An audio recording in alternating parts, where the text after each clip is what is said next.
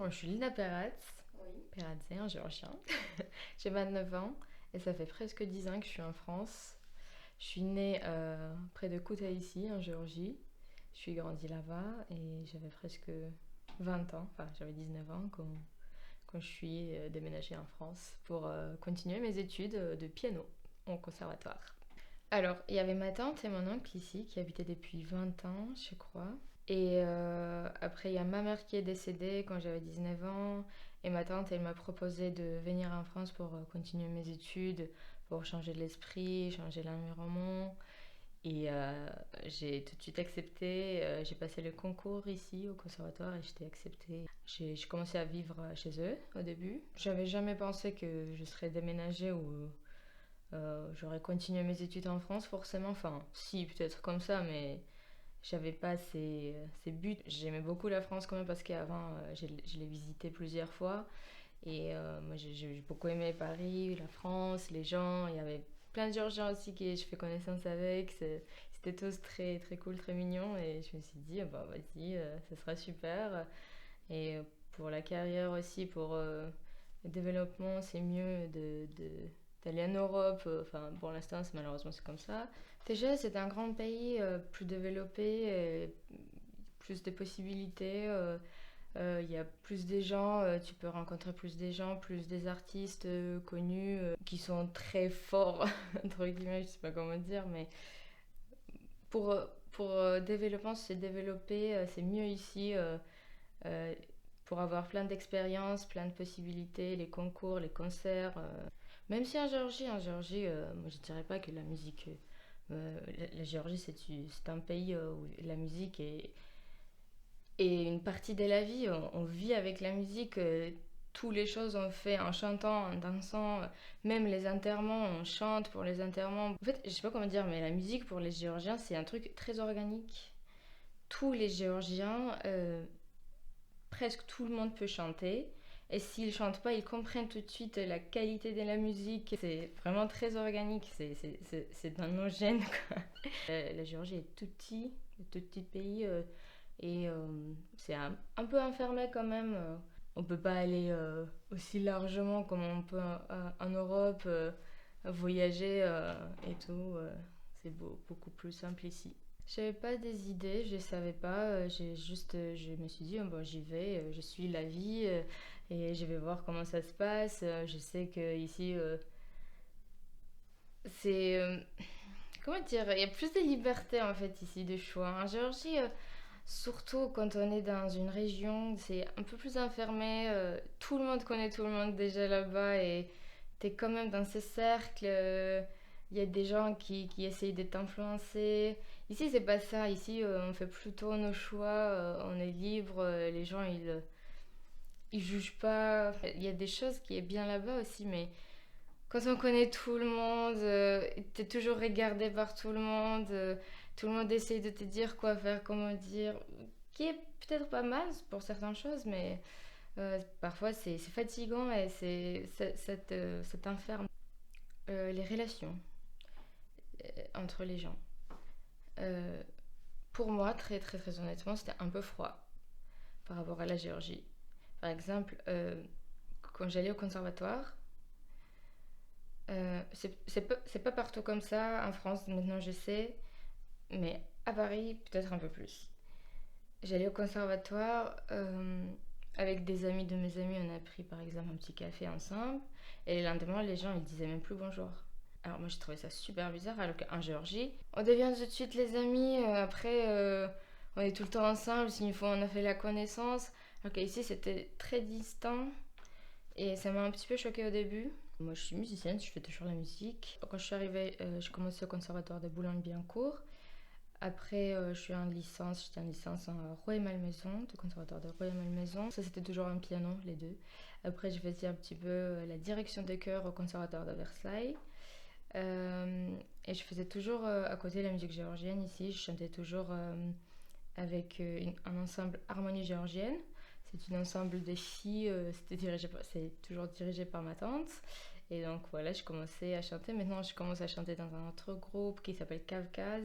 Aussi, j'ai travaillé sur mon projet à moi où je compose des chansons modernes en anglais plutôt. Je fais tout le temps la musique. Ça me fait super plaisir de chanter ces chants de Caucase. C'est moi, c'est mon identité aussi. Ça me fait plaisir de faire cette musique et partager cette musique avec les gens et faire connaissance aux gens qui ne connaissent pas encore cette musique, cette harmonie qui est, je trouve, incroyable. Je sais pas du tout, très honnêtement, mais dès qu'on a des concerts, la salle est remplie, tout le monde adore. Je pense que ils parlent entre eux, ils disent voilà, il y a un super concert de la musique géorgienne. Je ne sais pas. Quand on finit des concerts, les gens ils viennent pour nous féliciter en nous disant mais c'était incroyable, c'est trop beau les chants. Oui, c'est vrai que c'est pas très connu, mais quand même les salles toujours remplies, plein de gens qui viennent nous écouter. Et c'est génial. Bah déjà, je dis toujours que je suis géorgienne, déjà mon accent. Tout le monde me demande, je viens tôt. Après, il y a mes cheveux, la couleur de mes cheveux et mes yeux. J'essaye toujours de montrer la culture de la table aussi. D'expliquer comment on fait, comment on boit en Géorgie. Parce que vous savez, c'est le pays qui a inventé le vin. Le vin le plus ancien, c'est trouvé en Géorgie. Et on a cette tradition de toast, ça s'appelle tradition de tamada. Tamada, c'est une personne qui dit les toasts. Il y a un ordre spécial pour les toasts. Et après, tout le monde boit. Il y a toute cette tradition, toutes les règles de la table. Et j'essaye de parfois intégrer quand je suis avec les amis français. J'essaie qu'on fasse ça et c'est super agréable pour tout le monde. Ils disent ouais, c'est super. On essaye d'inventer les toasts et après on essaye de chanter pour ces toasts. Sinon, c'est toujours la musique pour moi. Et parfois, je mets aussi un petit détail des habits. Parfois, de mettre des petits ornements géorgiens et tout le monde trouve les sacs. Enfin, j'ai un petit sacoche géorgien. Et tout le monde me demande ah, ça vient d'où, c'est trop mignon. Au contraire, moi j'aime bien euh, même mon petit accent quand les gens le remarquent, moi j'aime bien. Oui, et c'est juste un petit truc. En fait, le rythme en France. Moi je suis arrivée en France, j'étais toute lente. Ici, la vie, ça m'a poussée, ça m'a forcée à m'accélérer et à faire plus de choses. Par exemple, même si je devais apprendre un morceau, une pièce de piano en Géorgie pendant 4 ou 5 mois, ici c'était 2 semaines. Et ça m'a forcé à avoir les habitudes différentes. J'ai appris beaucoup de choses en fait en France que je pouvais pas probablement apprendre en Géorgie. Et ça m'a beaucoup aidé à me développer aussi. Et aussi la liberté ici. Ça m'a aidé à trouver ce que j'aimais pour de vrai, vraiment, et ce que je voulais faire, vraiment. Parce qu'en Géorgie, en fait, quand j'étais plus jeune, c'est peut-être parce que j'étais plus jeune, mais j'étais toujours dit quoi faire par mes professeurs, par l'environnement, quel conservatoire, par exemple, je devais choisir, qu'est-ce que je devais faire, je devais danser ou pas.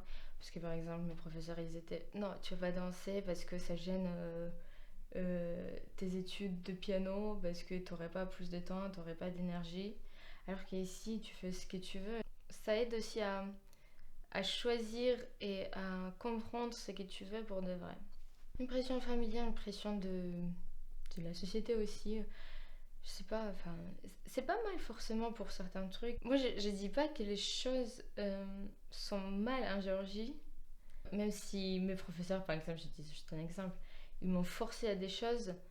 Par exemple, ils m'ont enfermée dans dans les pièces pour travailler le piano. Enfermée, enfin, ils m'ont appelé, tu viens, tu vas travailler pendant l'été. Je suis restée au conservatoire pendant des heures à travailler le piano alors que mes amis ils étaient tous en vacances et tout. Mais ça m'a aidé à être mieux dans ma profession, par exemple. C'est pas mal forcément. Moi, j'ai besoin d'un peu de la liberté aussi.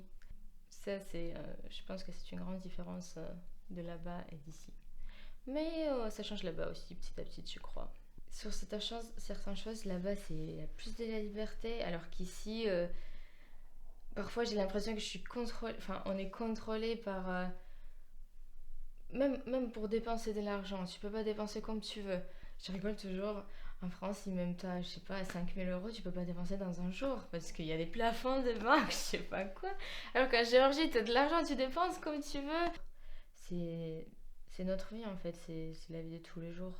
C'est une façon de vivre en Géorgie. Comme je disais au début, la musique, le chant, la danse, c'est notre vie. Et je pense que, et j'espère aussi que ce sera toujours comme ça parce que c'est une très belle chose. Mais je sais pas, Tbilissi par hasard, par exemple, si t'as remarqué, mais ça change un petit peu quand même. Ça devient plus moderne. Après, chaque région en Géorgie, c'est différent. Même si c'est un tout petit pays, chaque région, déjà le caractère des gens, euh, la culture, même la musique, même l'accent, c'est complètement différent. Tu peux dire tout de suite, même le visuel, chaque région, alors qu'on est tout petit pays, trop peu, on n'est même pas 4 millions. Et dans les montagnes, c'est une autre univers. Mais cette diversité, c'est très joli aussi. Oui, je garde le lien avec, ouais, forcément, oui, déjà des musiciens géorgiens qui sont ici, on est nombreux. Et aussi enfin, la communauté géorgienne, des églises. On se retrouve pour les grandes fêtes, on se retrouve pour les concerts, on se retrouve entre les amis. Et oui, on ne perd pas cette lien entre nous, on ne perd pas nos traditions. Et on essaie de garder ici aussi en France, même si on est loin de Géorgie, on essaie de ne pas perdre tout ça, cette beauté des connexions et partager les moments ensemble. C'est pas tous les jours. Tous les jours, je suis plutôt avec euh, la communauté française parce que je travaille avec beaucoup de Français.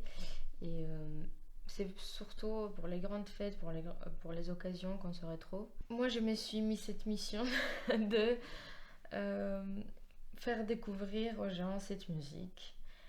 Et déjà, ça me fait plaisir. C'est pas juste une mission, ça me fait plaisir. Et